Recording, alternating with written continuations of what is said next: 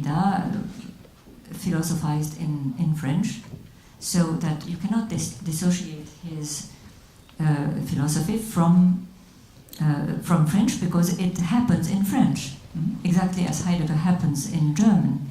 And so you come upon the problem of translation. It's not translatable. So when you want to read it, if you cannot read it in French, then you read it in translation, but the translation must open to the other language. It must be accepted that everything is thought and written in more than one language. Now, the French language that Derrida and I have used has been foreignized. It's strange.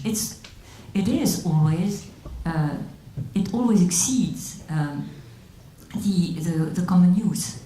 It's always surprising, which makes it for all translators to feel that they are endangered and that they have to take the risk.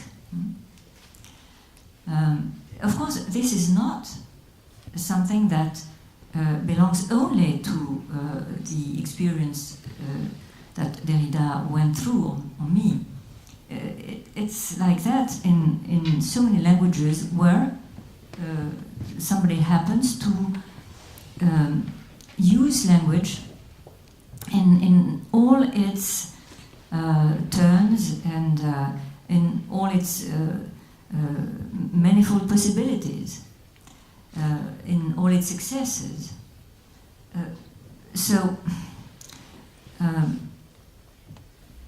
The thing is that everything that you write, I mean, in one sentence, you will find a pack of 10 or 15 sentences. Then, if in the next sentence you also have 10 or 15 sentences packed, then in a page you have a multiplication of meaning, which is huge.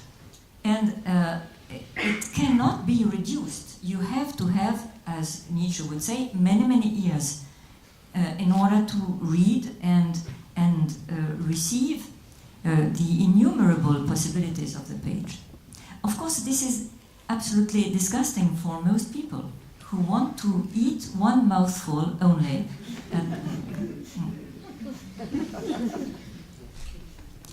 And for many other people, it's exhilarating.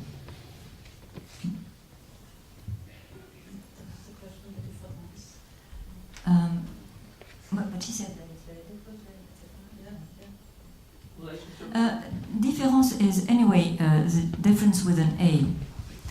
I mean, everything that Derrida, I think that what Derrida did is you cannot go further because he has already gone further than further. Simply because he doesn't make, I mean, he never, as I said, since he doesn't think in terms of oneness, since he destabilizes everything, the moment you, which it's one of the reasons why, on one hand, he has given pleasure, hope, and light to many people and generations. On the other hand, he finds hostility because you cannot rest. There is no rest. You have, as in Lewis Carroll, you have to run in order to remain in the same place. It's the permanent mobility of thought. You except moments when there are what Derrida calls events, when something happens, when it happens, like a lightning, a stroke of lightning. It's always on the run.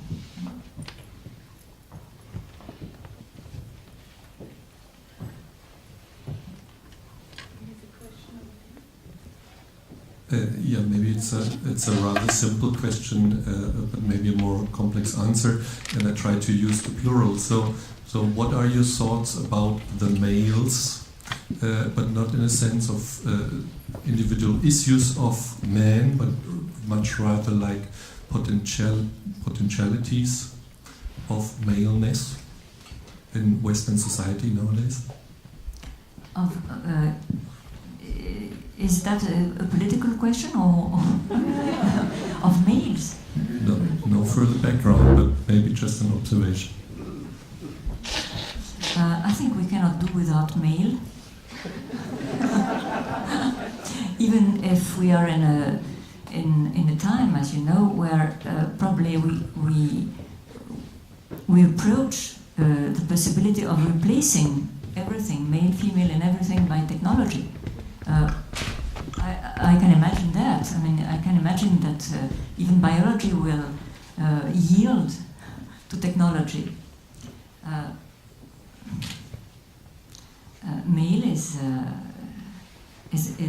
a part of human sexuality. I don't know if that is what you were what you had in mind.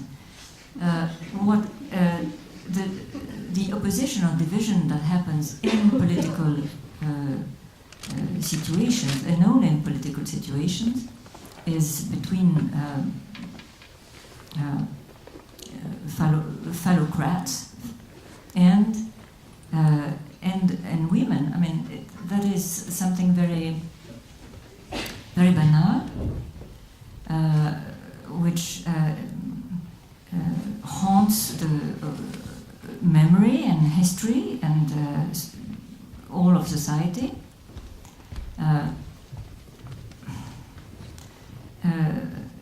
It makes for the fact that we have to start or begin again every 10 or 20 years the same type of deconstruction, and that will last for not forever and ever, but probably for another 500 years.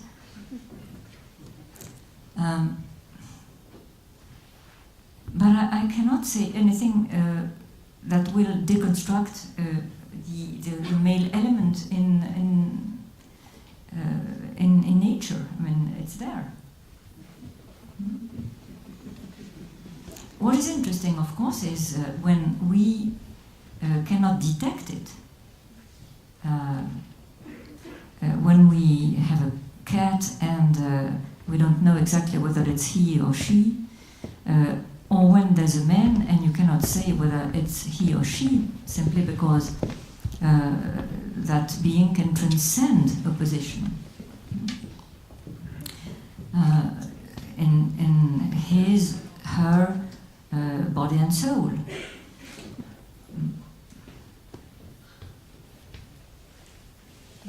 Actually, you know, the question that you asked Isabelle resonated for me, because I wondered really whether this was this.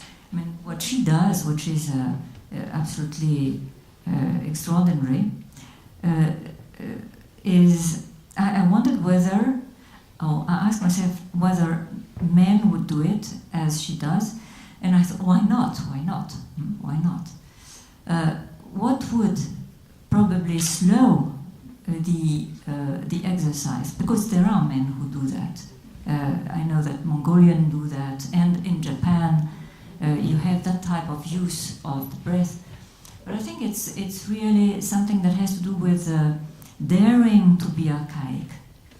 But this is also a trait of culture. I mean, when women give birth, for instance, if you have experienced it, then they use their breath in this way. They breathe out something which has to do with creation, with tearing apart, etc. It's a fundamental experience. If you don't give birth, then you can give birth differently. By that practice that Isabelle gave us a wonderful example of it. And of course, it's not forbidden for men, but it's probably more of a challenge for the usual, the common inherited structure of men. I think we have time for one last question. I think. One more question, Yeah. and then everybody is welcome to the reception. So if you have any further questions, comments, you can do it outside in the foyer. So one more question. Go ahead. Well, I would like to come back to the center of your work in a way. It was already, there were many things you told about how it is inside your work, but I would come back to this question. You talked a lot of the movement of thinking, and you are, as a writer, in the movement of writing. And when I read your texts, I can experience the movement of thinking in a special way. It's very visible there, and I would appreciate a lot if you would like to talk a bit about the secret of the relation between the movement of thinking and the movement of writing in your work. It's the same, you know. What animates writing is thinking. It's group